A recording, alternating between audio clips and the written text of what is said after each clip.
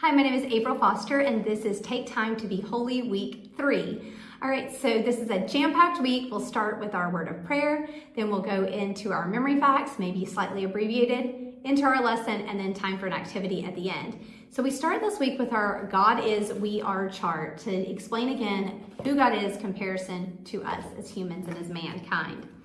So we have these little cards that talks about God being greater, bigger, higher, and us being lower, weaker, and smaller. And so like always, I usually like to put these in my little pouch, let the students draw them out one by one, define terms. Always ask them, what does that mean? So that they're getting this vocabulary and they're able to start applying it to scriptural stories and to scriptural principles. All right, so after that chart and after we focus our minds on who God is, we'll go into the priest and priest working for the Lord. The cast of characters this week is Moses, Aaron, and Moses' sons, Nadab and Abihu. What I love to do is to talk to the students about the relationship between the parties. So Moses and Aaron were brothers, and they usually will tell me that. And then Nadab and Abihu, how were they related to Aaron? Okay, they're his sons, so Aaron is their dad. And then Moses would be their uncle, and remind them that they're all part of the family. From there, we're going to go into Aaron and the priesthood. All right, so God specified how the priests were to dress. They were supposed to wear a blue and purple cloth and have their clothes made of gold, and they had to be made in a very particular way, exactly as God said. And we did that because of who God is, and those commands needed to be obeyed because of who God is.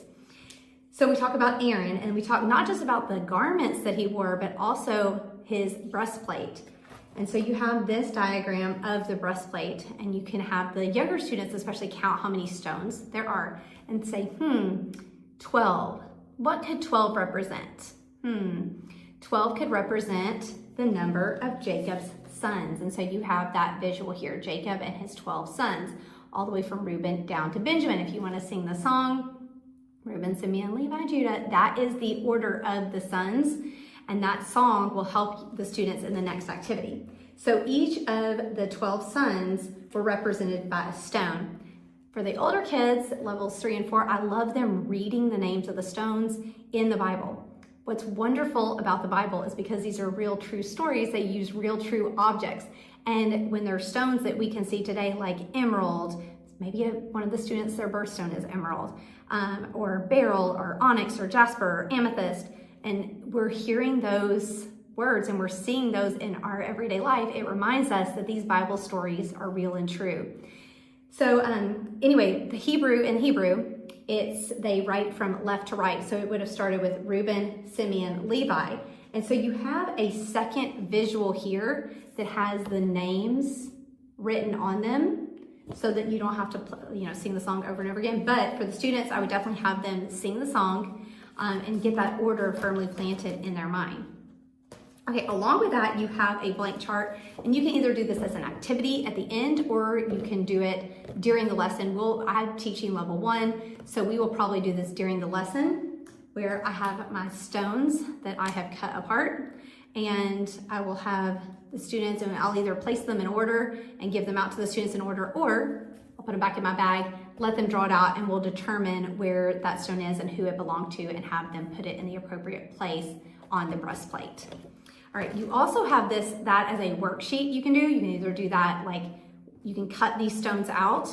There's a paper that you can cut those out of, or let the students cut them out and glue them down, or you can use watercolors. We'll probably use watercolors because that's a fun, fast medium to use, and it's just a little something different than they're used to, and hopefully they can then write. It'll be light enough that they can then, for our readers, can write the names over top of those stones of who they belong to. Okay, so moving past the garments and the breastplate, we are going to talk about their undergarments and how God even was specific, not just on the clothes that were on top that people could see, but the clothes that were underneath, and about their linen trousers, and why he was specific about that, because the undergarments were for covering their body. And there was a special way they were supposed to dress while they were in service to God. All right. From there, we talk about how Aaron and his sons were anointed as priests. And so Aaron was the first priest. He was the high priest. And so they took blood, or Moses took blood, and he put it on Aaron's right ear, his right thumb, and his right big toe. And he anointed him with oil as well.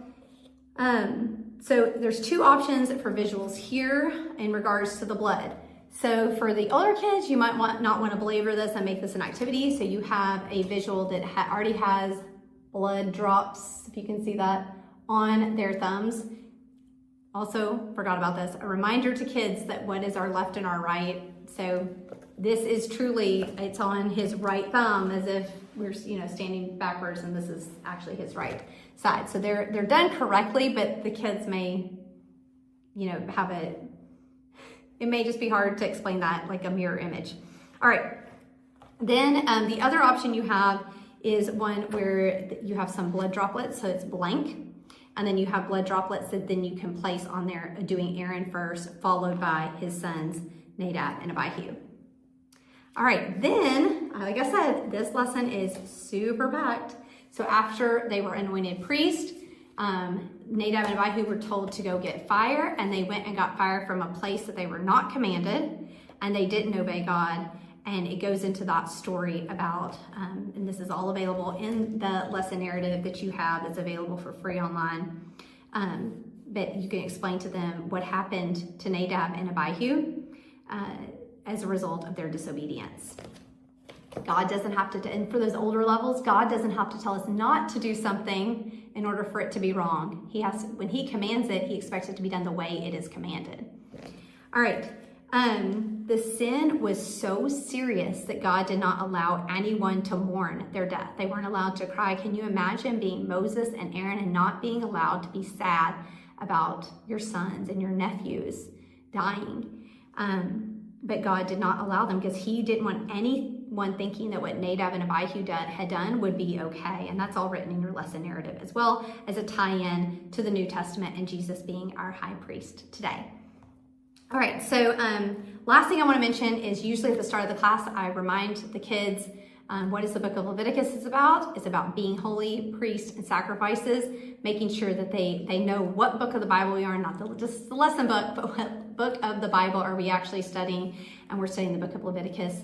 My level 1 kids have almost the first 5 books memorized by this time at level lesson 3, but it depends on their age. Like the 3-year-olds, it's a little sketchy, but the 5-year-olds definitely have these down pat at this point. All right, the next activities you have, I already mentioned the breastplate and the God is, we are activity. There's also this activity of what is acceptable or unacceptable. Okay. So here, this one, you've been provided with a thumbs up and thumbs down chart. I like to laminate this so I can just use this class period after class period or next time I teach this cycle. And so you have a thumbs up, thumbs down, and I'm going to put it in the way it looks correct to the students. And then you have a bunch of little cards that are either acceptable or unacceptable to do. Now, some of these we have done before. And some of these are in the older kids in the levels 3 and 4 lesson book, but they are not in level 1 and 2. So my thought would be is if you want to challenge those in level 1 and 2, go ahead and use them all and just explain it to them as they're drawing it out of their bag and placing it on either acceptable or unacceptable, or pull out the ones that we haven't necessarily gotten to yet or that they might not know. Because there are some duties of the priest that are listed, like the priest was supposed to keep the fire going on the altar only in the daytime. Well, that's not the correct answer. They were supposed to keep the fire going day and night. So that's something the level 4 should know from their lesson, but the level 1 might not know that. Although it's not a bad thing for them to hear from the lesson. So you can just decide that in a game time decision. All right, there's also a priest worksheet. So the same worksheet that looks like this. You have it where you can print it out, and then I just use a cotton swab or a paintbrush and some washable acrylic paint and let them put a dot on the ear, the thumb, and the big toe of each of the priest. So just another way to just further remind them how they were brought into the priesthood. And then you have a matching worksheet for the older readers and a coloring sheet if you'd like to use at the beginning of class or to give them to take home to color the breastplate and the different gemstones. All right, so like I said, a really packed lesson. Hope you're enjoying this. This is a really challenging book to teach, but it's also one that's important because of all of the tie-in to the New Testament. And if we learn this book, the book of Hebrews will be so much easier later on. All right, that's it for lesson 3.